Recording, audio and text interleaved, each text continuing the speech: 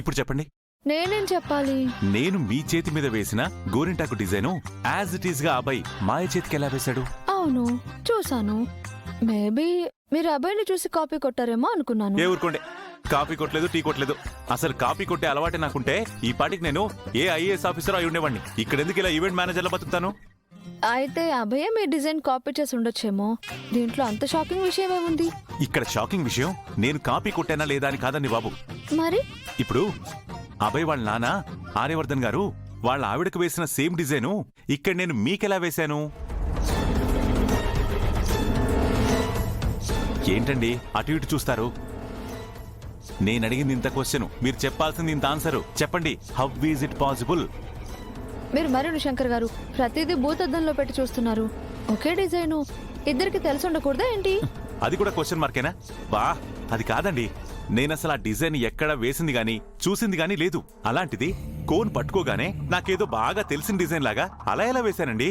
ఎందుకంటే మీరు ఆర్యవర్ధన్ కాబట్టి. ఒక్క నిమిషం అండి. ఇప్పుడు చెప్పండి. ఏంటిది శంకర్ గారు? మరి లేకపోతే ఏంటండి? మాట్లాడితే మీరు ఆర్యవర్ధన్ అని చెవిలో పువ్వు పెట్టడం అలవాటైపోయింది మీకు. అబ్బా, ఇప్పుడు జెండా సార్ చెప్తూ ఉంటారు కదా, మీ ఆలోచనలు ఆర్యవర్ధన్ గారి ఆలోచనలు చాలా కరెక్ట్ గా ఉంటాయని. ఆయనకు నచ్చిన డిజైనే మీకు నచ్చుండొచ్చు. మీకు తెలియకపోయినా ఎక్కడో ఎప్పుడో చూసుంటారు. అదలా ఫ్లోలో వచ్చేసి ఉంటుంది. అదలా మీ మెమొరీలో స్టోర్ అయిపోయి నా చేతిలో డిజైన్ అయిపోయింది అంతే. గౌరీ గారు, మీ దగ్గర ఒక స్పెషల్ క్వాలిటీ ఉందండి. ఏంటది? నేనేదైనా కన్ఫ్యూజ్ అయ్యి మిమ్మల్ని క్లారిటీ కోసం అడిగాను అనుకోండి, మీరు క్లారిటీ ఇవ్వకపోగా నన్ను ఇంకా కన్ఫ్యూజ్ చేసి పడేస్తారు. మీదే మట్టి బుర్రండి, అందుకే మీకు ఏమీ అర్థం కాదు. ఇందాక జరిగిందంతా జస్ట్ కోఇన్సిడెన్స్ అండి, యాదృచ్ఛికం అంతే శంకర్ గారు. దాని వెనక ఏదో పెద్ద కథ ఉన్నట్టు, మీ వెనక అందరూ సీక్రెట్ గా ఏదో దాస్తున్నట్టు లేనిపోని ఊహించుకోకండి. మిమ్మల్ని ఏ దుర్ముహూర్తంలో చూశానో గానీ అప్పటి నుంచి నా జీవితం అంతా కన్ఫ్యూజన్.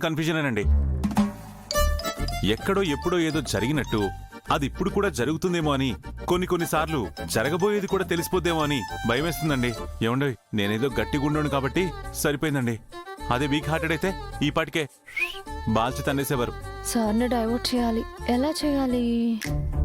యాక్చువల్ గా గౌరీ గారు, అసలు మన ఇద్దరం శంకర్ గారు నాకు ఏంటి నాకు అంటూ మీదకి వస్తున్నారు? అలా ఉండండి. ఏంటి మీకు? నాకు ఆకలేస్తుందండి. ఆకలిస్తే వెళ్ళి అన్నం తినండి. నా బుర్రెందుకు తింటున్నారు? మీరు గోరు ముద్దలు పెడతారని. మీ చేతికున్న గోరింట కడిగేసుకుని మీరే పెట్టుకుని తినండి. అడిగితే తినిపిస్తే మీ సొమ్మేం పోతుంది? ఆస్తులు ఏమన్నా కరిగిపోతాయా? అవును, మీరు మొత్తం ఆర్యవర్ధన్ గారి ఎస్టేట్స్ అంతా నా పేరు మీద రాసేశారు. కరిగిపోతుందేమో.